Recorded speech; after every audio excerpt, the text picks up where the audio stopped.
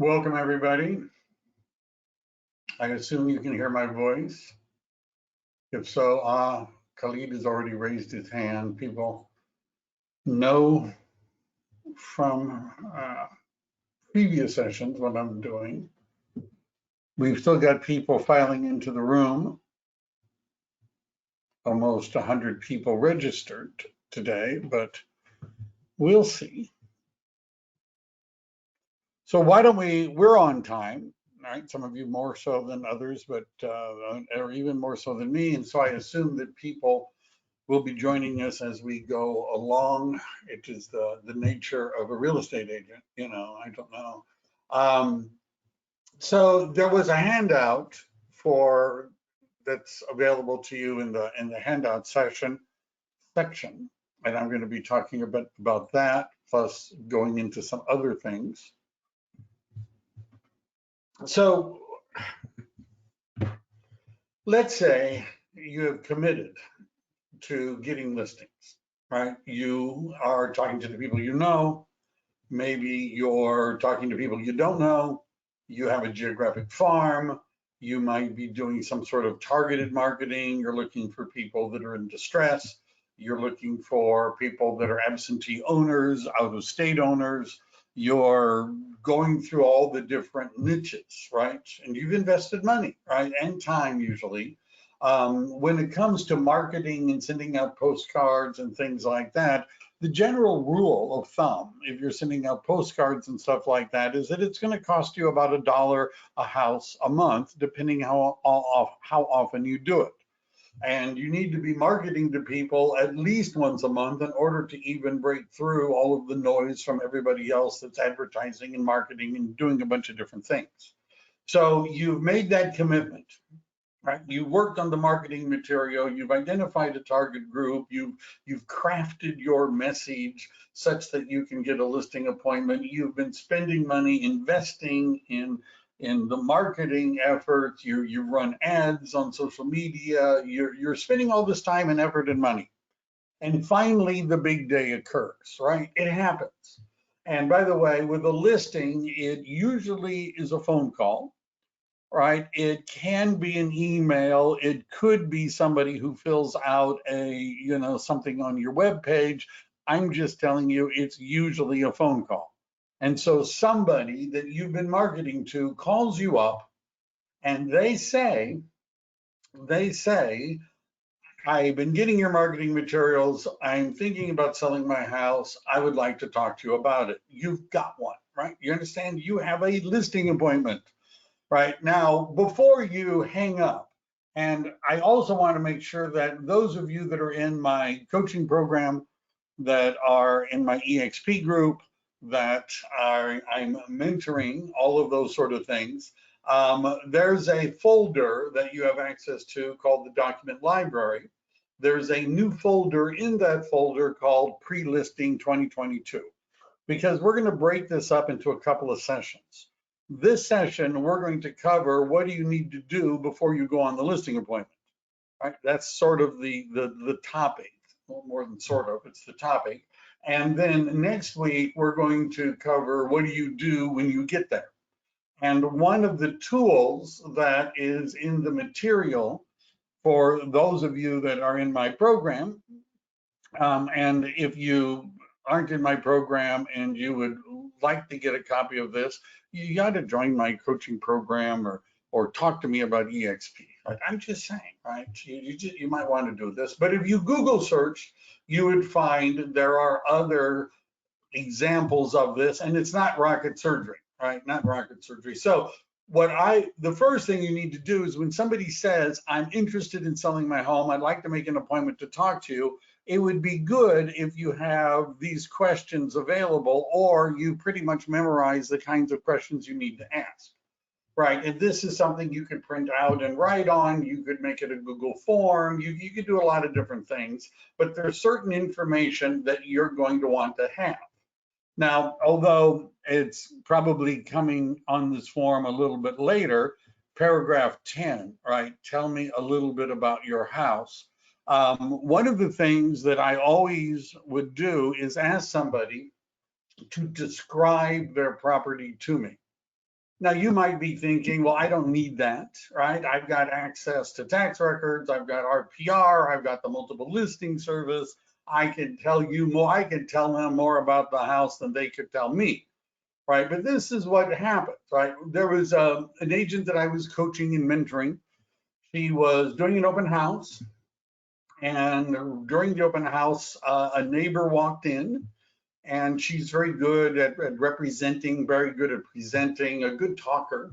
And so she struck up a conversation with the guy, and the guy was admitted that he was just there to check out the house because he was planning on selling his house in the near future.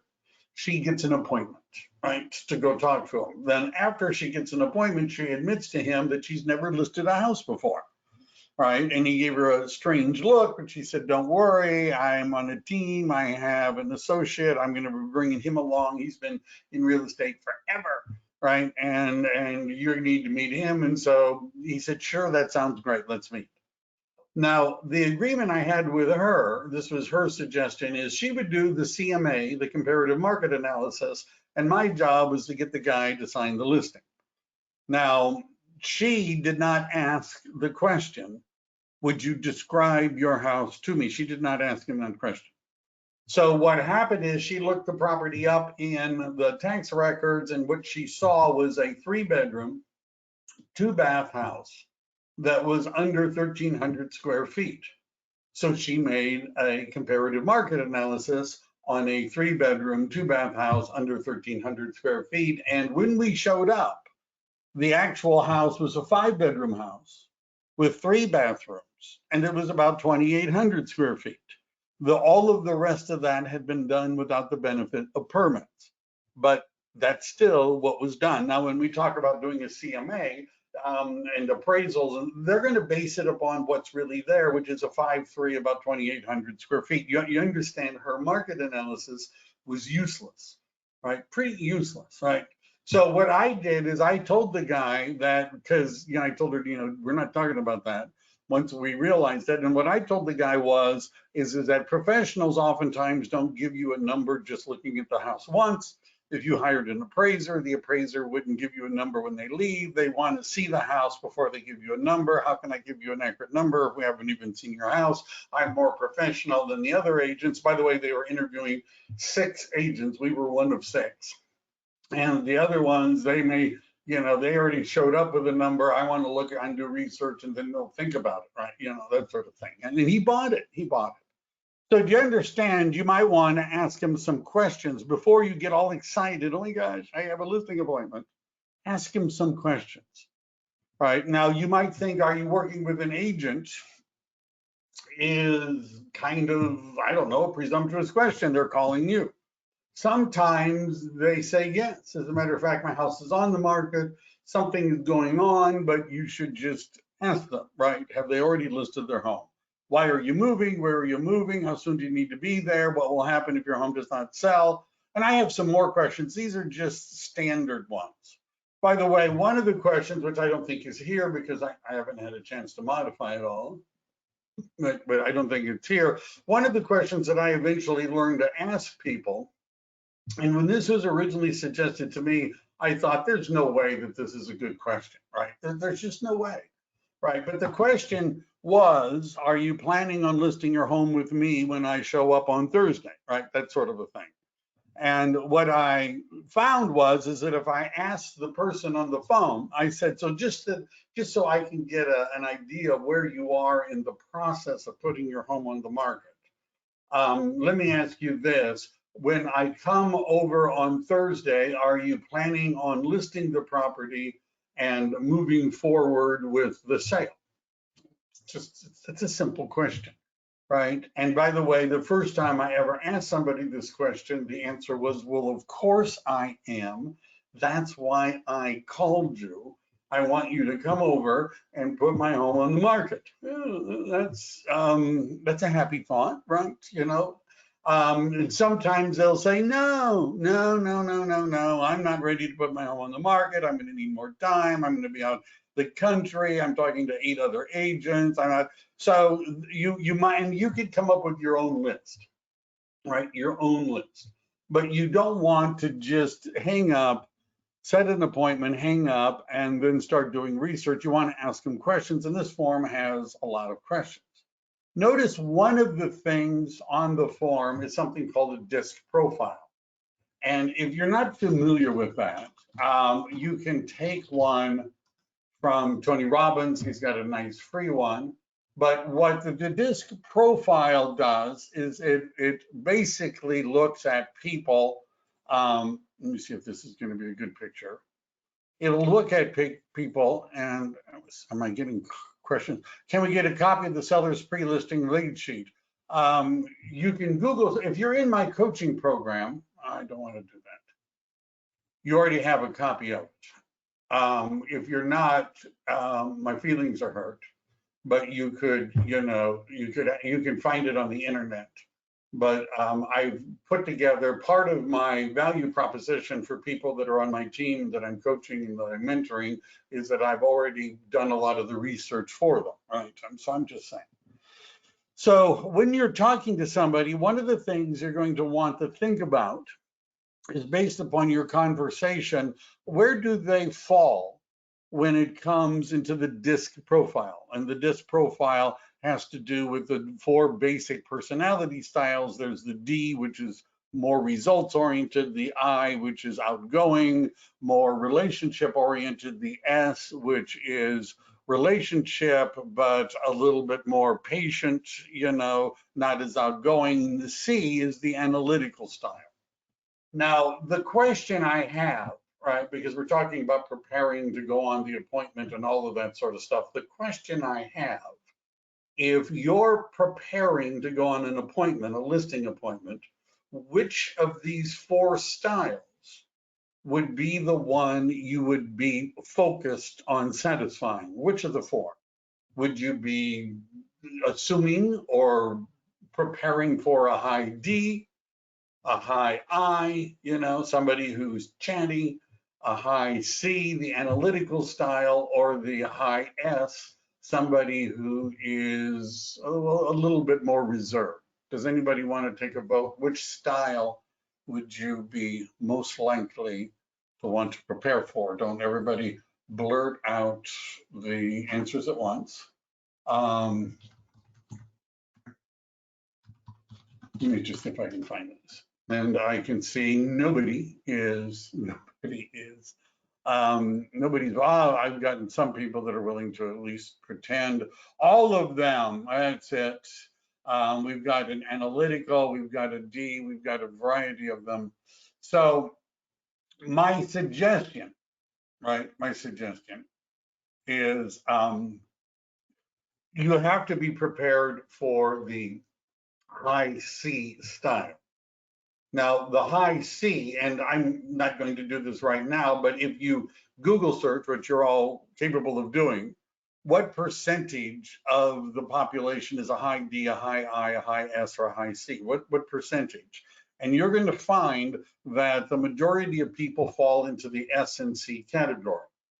So the C style is the analytical style. Now, the reason I'm saying you need to be prepared for a high C is because of the 4 styles, that's the one you're not going to be able to fake, right? You understand the high D just wants to get it over with.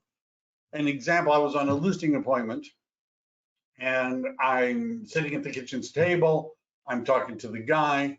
While I'm doing my little presentation, right, he actually gets up and says, no, keep going. He goes into the kitchen, he's doing some stuff. I would look at it and he was, no, keep going, and finally when there was a lull in my presentation, he said, well, you need a key tonight, right?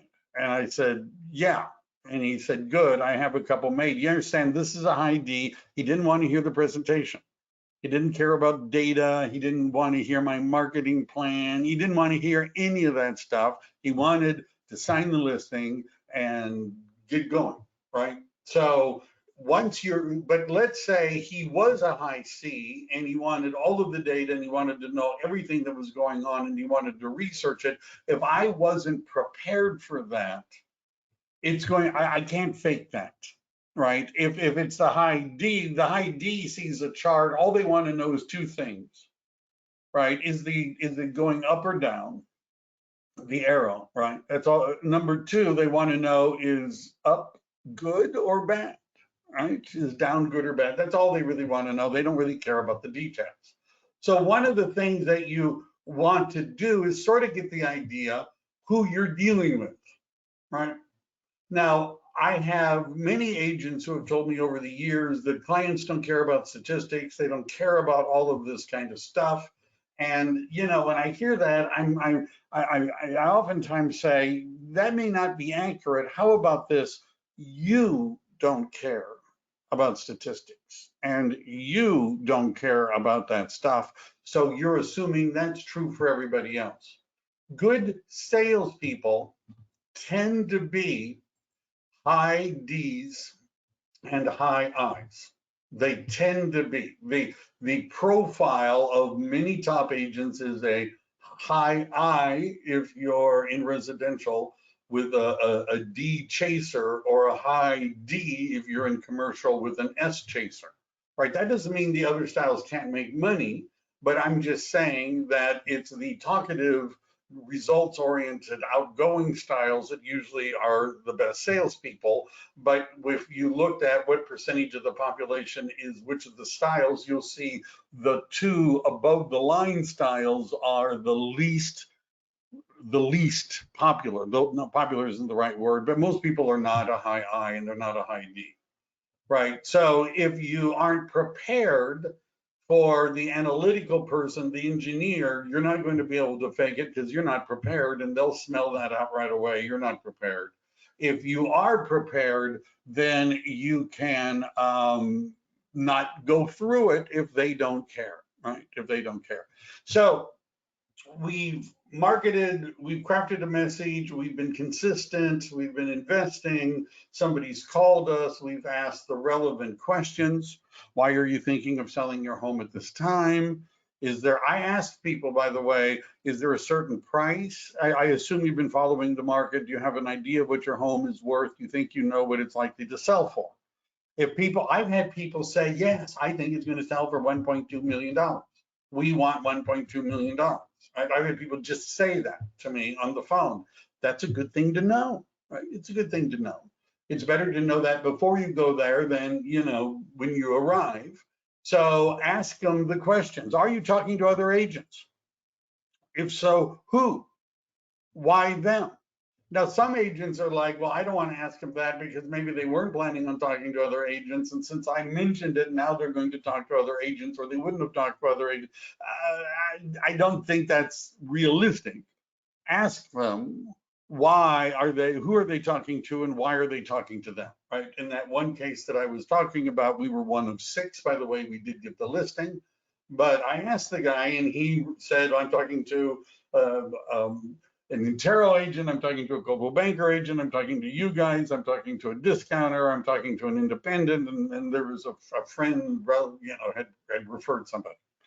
So what are we going to do first? We want to stand out from everyone else. If it's very disappointing if you do the work and invest the money and you get a listing appointment and then you go there and you do not get the listing. You understand, this is very disappointing. It's disheartening. And if you go on 2 or 3 or 4 appointments and you do not get the listing, you start to become less enthusiastic about putting out flyers and postcards and marketing material. So one way for you to get the listing is to not look like everybody else. In the old days, they used to have wallpaper, right? I'm old, right? It was an old thing. And the thing about wallpaper, and I'm sure that this is true in other kinds of wall coverings, but the thing about wallpaper was it was usually a pattern that was just repeated over and over and over and over again. Real estate agents are like that, right? Real estate agents oftentimes look like a pattern that's just repeated over and over and over again. They say the same things, they have the same plans, they drive the same cars, right? They dress alike. And in order for you to be different, you need to be doing something that's different from what everybody else is doing. And one of the things that you could do is to have a pre-listing package. So before you go there, you've already sent them stuff, either in a PDF or you've had it mailed to them or you've driven over. I would drive over and deliver it with people, right? Leave it on their doorstep or somehow get it to them. And the reason I'm talking about this is that it will increase your likelihood of getting the listing, and most agents don't do it. Why don't most agents do it? Well, they're time efficient in that this takes a lot of time to get together. And what my experience has been of most real estate agents, not you guys, because you're obviously special, you're taking the time to learn new things and to become more successful. So I'm not talking about you guys. You guys are I know, are different. But many real estate agents out there are not going to make an effort until they have a client, right? They're going to wait until somebody says, I want to sell my home. Then they're going to get serious about a listing appointment, right? Not in advance, right? Because why would I do that now? I don't know anybody that wants to sell their home. But then when somebody says, well, I'd like to talk to you today, tomorrow morning, they don't have enough time to get ready. So most agents don't do this because it takes time and they don't want to spend the time. But a pre-listing package can make you stand out, be different, because most agents aren't going to do it. It also gives you an opportunity to communicate information to them in advance so you don't have to cover everything in the listing. Now, one of the reasons about the DISC profile, and sometimes I don't use that language when I'm talking to the client on the phone, I'll ask questions more directly, but I would say, I'm going to be sending you some information in advance so you can see what's going on and you can, it's information about the process and it might have, but I want to just, before I do that, make sure I don't overwhelm you, because some of the people that I'm talking to would like to see everything that I've got about how to sell their home. Others get overwhelmed because it looks like there's too much stuff and they don't want to read it. They just want me to come over and explain it. So let me know, what would you like? Or would you like me to send you the whole package? Are you interested in seeing some of the things in advance before we get there? What would you like to do? And a lot of people, especially I'm in Silicon Valley, they're readers, right? They'll say, send me everything, right? So what would you put in it? Well, here's a example of a list. You can put together some information about us, which would be you, your team, your broker, whatever. I'm going, instead of going through the list, I'm going to go through it here, right? And you can talk about your brokerage, you can talk about all of that sort of stuff. If you have a team, you might want to have the team listed. Now, some of you are thinking, well, I'm a brand new agent and I don't have a team, right? I don't have a team. Well, let's think about that. You probably have a broker, right? And your broker, you're on the broker's team rather than the other way around, but you have a broker, right? Do you have a transaction coordinator? Right? Do you know one? You might want to get one, by the way. If you don't, those of you that are working in my group know that I have one that I use and many of my agents use, but you could put that person there. How many of you know a friendly title rep? Anybody know a friendly? How many of you have ever met an unfriendly title rep? Right? So one of the things, if you're concentrating on listings, you need to know a title rep. And would that person and the escrow officer perhaps be on your team? How many of you know a loan agent, right? Do you know any loan agents? Do you think they might want to be on your team? How many of you know a stager?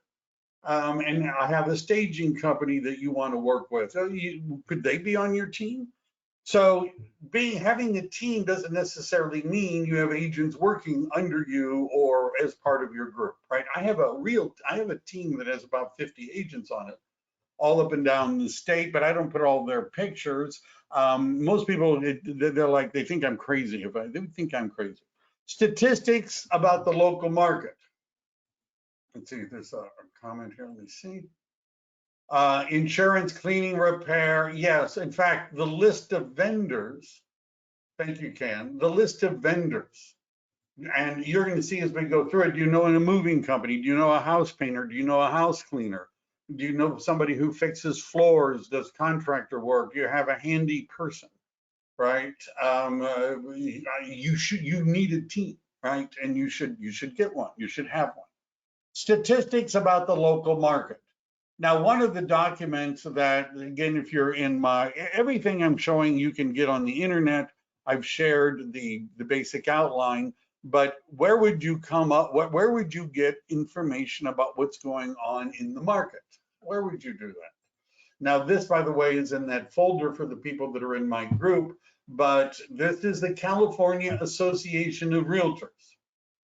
All right, and you'll notice that for each county, right, if we go down here, that's the wrong link. How about this one?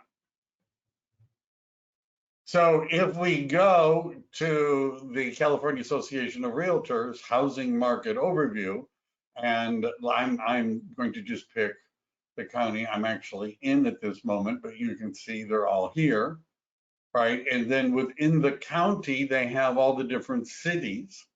My next listing is in the city, coming up in the city of Santa Clara. And there are different formats, right? There's a letter format, which is, I don't know, I don't usually use that, but you can see and you could save that as an image. You also could, I'm in Santa Clara, Facebook PPT format, which stands for a PowerPoint presentation. And you click on that and there's a graphic, right? So there's a lot of ways for you to get statistics about what's going on in the market, right? And I have a bunch of links to them. You can see that there's a bunch of them, but you might want to have statistics about what's happening in the market. I'm going to shut that down for now. What's happening in the market. Did I close that? No, I didn't. All right. So you might want to have some statistics about what's happening in the local market. There's a lot of free places where you could get this, but the California Association of Realtors will break it down by city and county. Now, you also, if you're a member of the, multiple listing service, you could also run the statistics for the zip code that the person is in. If you look at my YouTube channel, I have many videos of me running experience.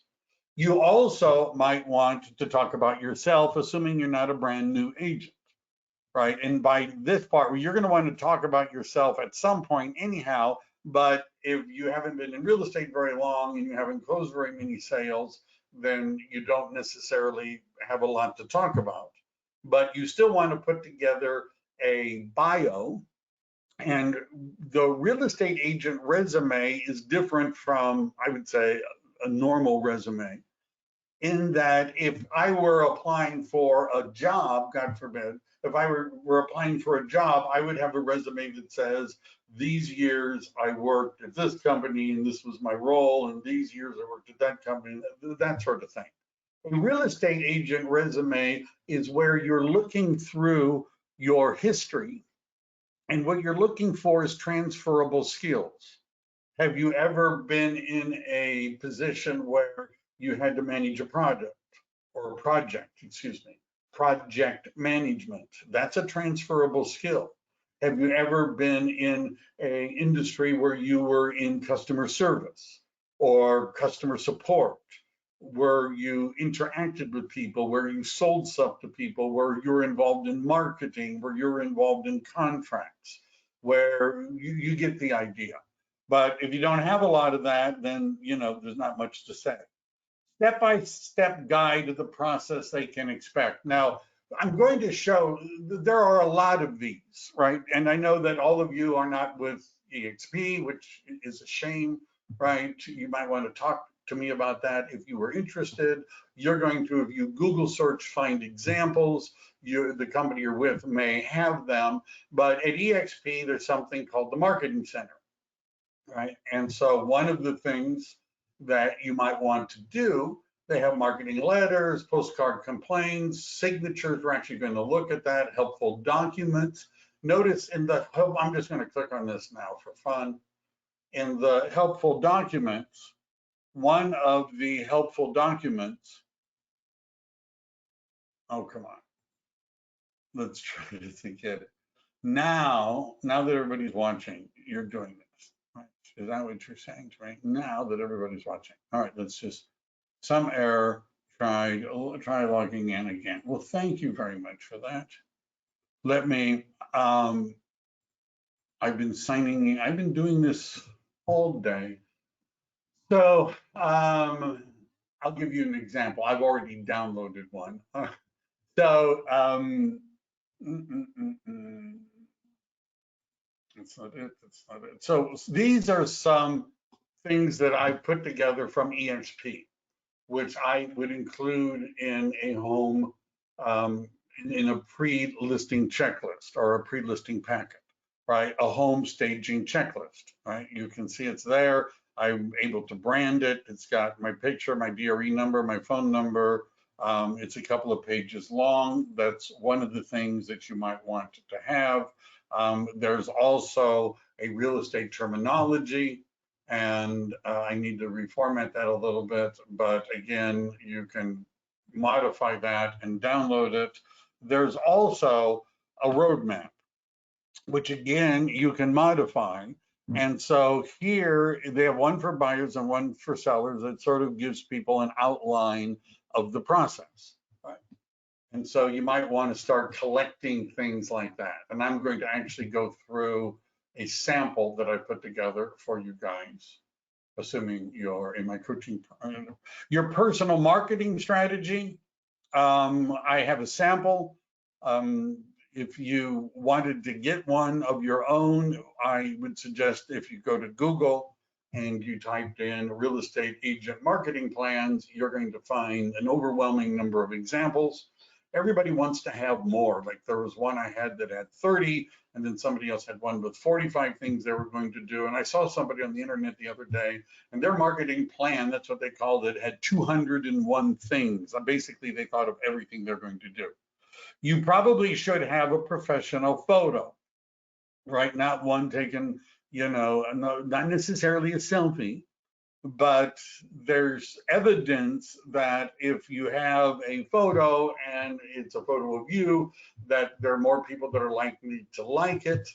And if you ought to invest in getting a professional photo, you might want to have a Q&A section where, and again, if you wanted to expand on this, you would simply say, well, what are some of the questions people have when they're selling their home? And you could come up with answers. Visuals and infographics. Oh. So this is a infographic. And again, if you're in my coaching program, this is in the folder. You can Google search and probably find these. This comes from Showing Time. This is something from Keeping Current Matters, which is something I have a subscription to. Infographic. Here's, I think, another one on the 2022 housing market forecast. Here's another one about sellers being in a sweet spot when they're selling their home. The California Association of Realtors puts out infographics. If you simply Google search real estate infographics and you look for things recently, you're going to find them, right? And many people are more visual. They like to see the pictures and things like that. Sample marketing materials. Now, let's say the listing appointment that the listing I have coming up, this is beyond appointment now in Santa Clara, is a single family home in Santa Clara. Now, let's say I haven't listed or sold a single family home in Santa Clara. What I would like to still do is to show the people I'm talking to samples of my marketing information. Now, what I would do is I would go into my KV Core program, and this is just as an example. Maybe I'm not going to actually do that, but what I would do is I would identify active listings, pending sales, or closed sales, preferably closed sales from my company in that city, maybe even in the zip code, maybe even in the neighborhood, if available, for the last, let's say, 6 months, right? You could even go back because we're looking for sample of marketing materials. And then what I'm going to do once I identify some of those properties, I'm going to, assuming it's working, my computer wants to restart, I know it does, but I would go into the program login. No, it wants to start. It wants me to restart. So what I would do, which I have no, I'm not going to do this right now. Maybe I will. So what I'm going to do is I'm going to find properties that my broker, right, we're listed with the broker, that have closed, that have sold, that are active, that look like preferably in the same general area as the one. This will be the last time I try this today. All right, so that's it. Next time I restart before I do the class. I get you. All right. Now let me just be direct with you guys. Listings, and some people aren't going to like this, all right? And if you don't like it, then just don't listen to me. Who does the listing belong to? And the answer is it belongs to the broker. Who believes that? Well, number one, the California Department of Real Estate believes that. Right? Number two, the Multiple Listing Service and the Association of Realtors believe that. So what that means is that even though my name is on a listing as the listing agent, the real listing agent is not me, but eXp Realty of California Incorporated.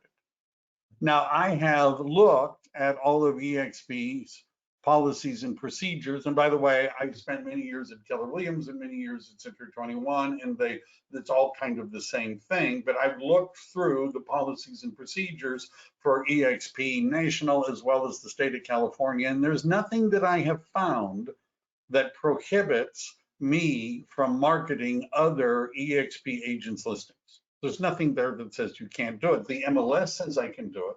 The California Department of Real Estate thinks I ought to do it because the fiduciary duty is to the seller, and the more marketing, the better, and it's the broker's listing, and every salesperson has a right to market. Now, if I were to go to the listing agent and ask them, hey, is it okay if I market your listing? That listing agent might say no. They just might say no. Why? Because, you know, I don't know, they're small-minded. They're afraid that there's a buyer that they would have gotten that you're going to get. So this is just my suggestion. What I would do is I just would go ahead and make up sample postcards, flyers, and things like that. Now, at this point, we're not actually necessarily going to use them, other than we're going to show the owner marketing materials that are on properties that kind of look like theirs. So if I had a listing appointment and it was a condominium, I would have marketing materials just listed, just sold, property flyers, things like that on condominiums.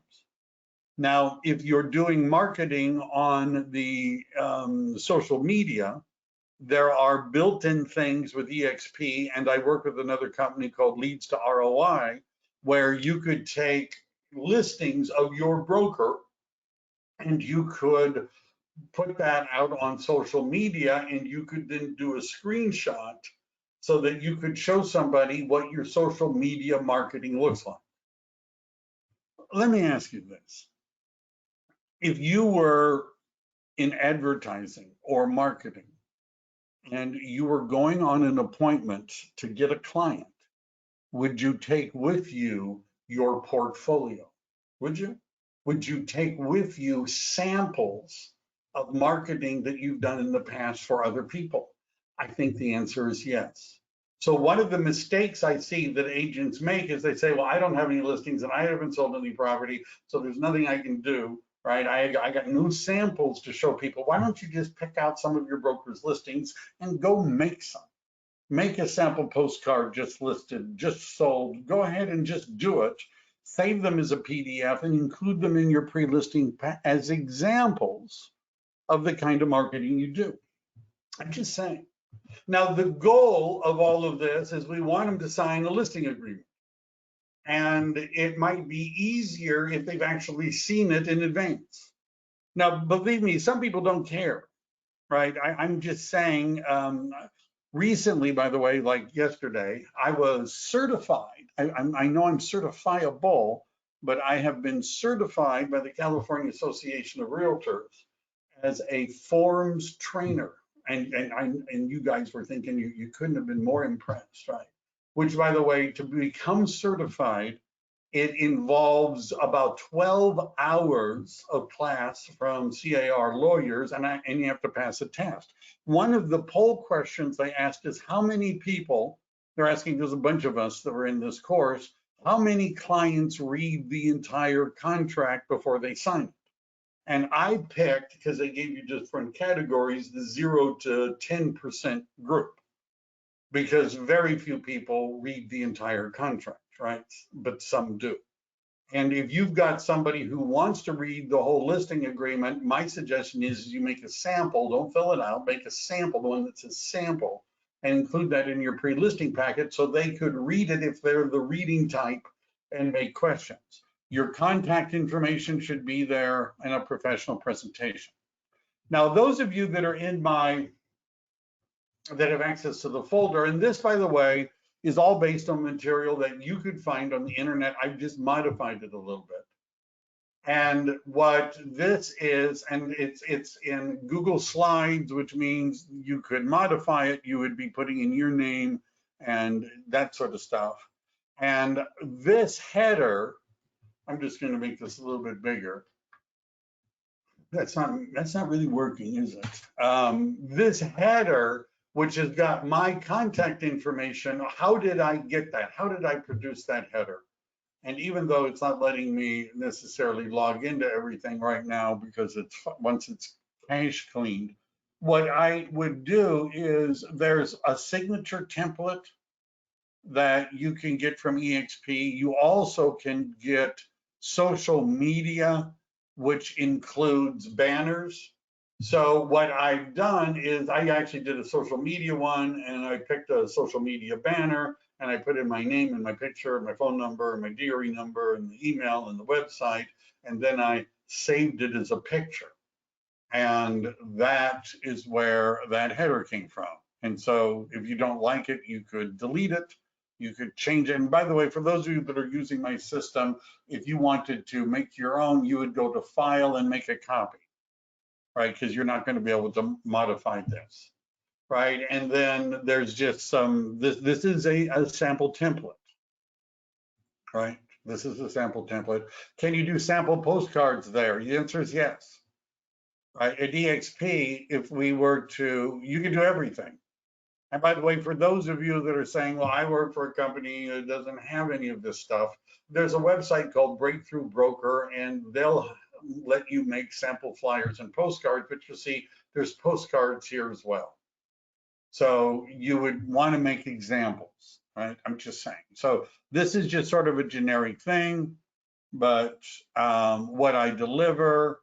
And then one of the things that I put together, and so this is just about communication. This is sort of boilerplate stuff. There's something about determining the value. This has just got some general information.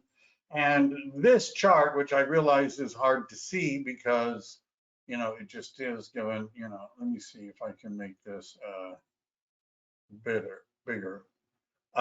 This chart comes from the National Association of Realtors 2021 Profile of Buyers and Sellers. I'll maybe see if I can get a cleaner copy of it. And I'll make a slide that just has bar charts. But what this says over here, this last bar, is that they asked buyers, and when we next week go into the listing presentation, we're going to be referring to this. I'll make an updated one, but that 57%, this is what it says, of the buyers found their homes on the internet. Now, what that would mean to me is that as an agent, I better be able to explain my internet marketing strategy. 28% of the buyers said they found the home through their real estate agent. right? And that's why when we're talking, which is a significant number of times, more than 1 out of every 4 buyers was introduced to the property by the realtor, not by them finding it on their own on the internet. And then after that, everything drops off a lot. I'll make a nicer looking chart. Now, what I've done with that is when I'm doing a presentation, that, by the way, is one of the things I really want to go over, right? Because this is how buyers find homes. Right? We survey them. How did you find the home? So I want to make my marketing plan approach those things. That's going to include internet marketing, and it's definitely going to include marketing to other agents. So this is my plan, right? Which you can modify or add to, but I break it down into pre-marketing, right? And now this is information that they can read in advance to me showing up and explaining it to them. Some people won't read anything. Some people will read a few things and then stop, and some people will read everything. But in the market we're in, it is way more effective if we get everything done in advance, pre-marketing. And what I mean by marketing, and as opposed to pre-marketing, is putting it on the MLS. So this is all of the stuff that we're going to want to do before we put it into the multiple listing service. And you're going to need to know stagers. Then once it's in the multiple listing service, we're going to market it to the general public, right? There's going to be a sign, there's going to be a brochure box, there's brochures inside and outside. There's a little book that you're going to have. I see something I need to just, how about that? It's a binder and it's got information. And if you're thinking, well, where will I get a binder that has tabs and all of this sort of stuff?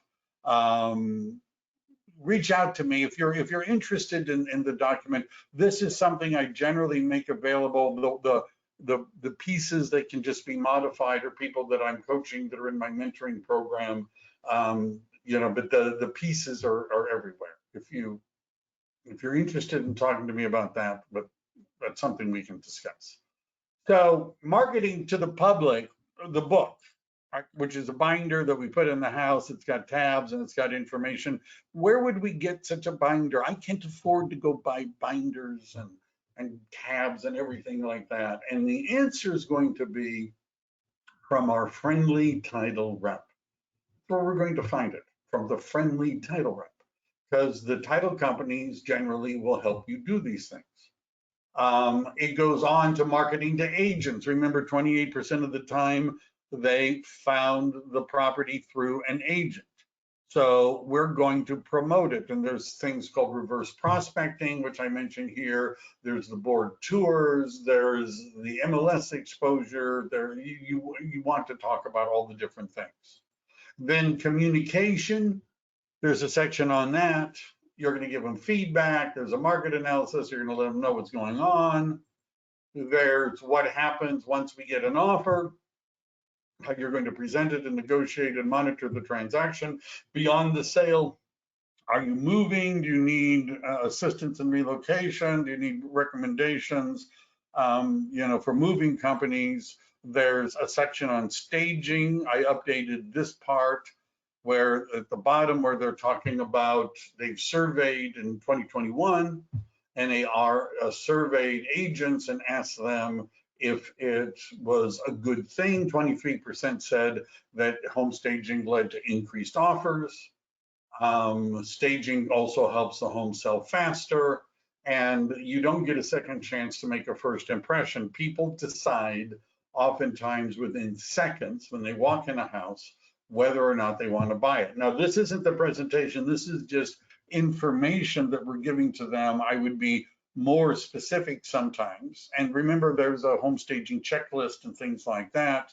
These are some questions for them, right? How do you like to be communicated with? Email, phone, direct messaging, texting, what would you like? How often do you want to be, do you want this? There's a place you would change this if you don't have any clients who've ever said anything nice, then you would just delete this. If you've never sold a house, so you don't have clients, I'll bet you must know somebody that would say something nice about you, particularly people that owe you money, right? And you might want to ask them to write something that says, hey, if I were ever selling my house, I would definitely recommend so-and-so, that sort of thing. You might put in some stuff about me. If there's nothing you can say about yourself and there's nobody that's ever said anything nice to you about you, then you could delete those two. Right now, all of the information that I've got, you can find on the internet. People that I'm working with, I've just sort of made it a little bit simpler, and this is in a file that they have available to them. What else might go in here, right? And these are all things that you can get on your own. I like Chicago Title. My friendly title rep is Lynn Dang with Chicago Title. And all the major title companies have this. But here is a selling your home in California, a step-by-step guide, right? And they actually have this 22-page, easily 22-page document that has all the information. There's an escrow flow chart. There's all this sort of stuff that they can read and study if they want to. I also would probably, I don't have it in the folder, but the title companies have flyers on who pays for what in different markets. Will you share them? Send me an email if you guys are interested with this stuff. Send me an email. So you might want to have title companies have information that you're going to find useful. Staging companies sometimes have information. You might want to put that in. Let's say, and we were talking about statistics, right? And we were talking about how the CAR has statistics for every city and every county. But let's say I'm going to go over here. I know that my next listing appointment is in, I think it's 95051. I happen to know that. And so this is RPR for those of you that aren't familiar. And so RPR, estimated value is 1.621. It's gone up 2.3% from last month. Isn't that nice? It's gone up almost 16% over year. And there's all of these graphs and charts and things like that. That all looks really cool. If I were an analytical engineer, I'd be really happy to get this. So we get create report, and the default is a neighborhood report. And if you just click on run report, it's going to create a nice little report that has all those graphs and charts. Now, what you might want to do is take a look at the list. For example, you may not want the about RPR and the data, people stats, economic stats, quality of life. You might want to look at it. Sometimes I only put in the housing stats and charts. I don't necessarily always do all of them. I can select which ones I want. If I click on run report, it's running me a report, which is going to produce a nice looking neighborhood report. And notice that was specific to zip code. Now, you can't in RPR go down much finer than that. They have a way of searching, looking for micro neighborhoods and things like that. But the problem is when you run a neighborhood report, it's going to pretty much give you the whole zip code. So if I want the easy button on how to send some information in advance that looks professional, looks nice, branded to me, all of that sort of stuff, I can go to RPR and I can just do it, right? Just do it. And I was expecting one of them to be done. This is what one of them looks like if I were for San Jose. So this one isn't, the zip code would be better, but this is one for San Jose. It shows you the housing stats and charts, it's graphs and charts and all of that kind of stuff. How about that? Somebody's at the door. And so here's the Santa Clara zip code. It's got all that information, graphs, charts about that particular zip code. Gives even a breakdown of price per square foot and price ranges of homes. This price range of homes sold is something that I actually refer to when I'm in a listing appointment because it shows you where the movement is in a particular neighborhood. It shows you what the size of the homes are, the age range, the number of homes sold. These are, I don't know why I don't necessarily need all of those, but I could have deleted that too. But anyhow, this is a reasonable report. It's got my picture, company logo, my email address, my phone number, and how easy was that, right? How easy was that? So what we want to do is spend some time, by we I mean you, spend some time, and if you Google search how to put together a pre-listing, presentation or pre-listing packet, you're going to find lots of stuff about it. But my suggestion is that you're going to want to work on this before somebody calls you. All right. I think it was the great humanitarian Machiavelli who said, "In time of peace, prepare for war." Right. I think that was. And so you might want to make an effort to get this together before somebody says, "I want to sell my house." And you're actually going to have to go there because you won't have time, and you're just not going to have time. All of this got me a listing this week. Monica, who is in my coaching program, and all of that stuff, just got a listing this week. All my people get listings. I don't know. They all. So Dimitri is asking, if you want a copy of all this, just so everybody understands, I'm an independent contractor too. I'm not a salaried employee, and I have a coaching program. And Audrey, why don't you reach out to me and we'll set up a time to talk. But my goal is to help the people that are either on my team or in my coaching program. And by the way, I have people that are not at EXP. I have people in my coaching program from Intero and Keller Williams and Coldwell Banker. And so I'm just saying, right, if you're interested in somebody helping you put together something like this for you, reach out to me. But that's a sample of what a pre-listing packet would look like. Now, next week, we're going to talk about what do you do once you show up, right? I will look at that.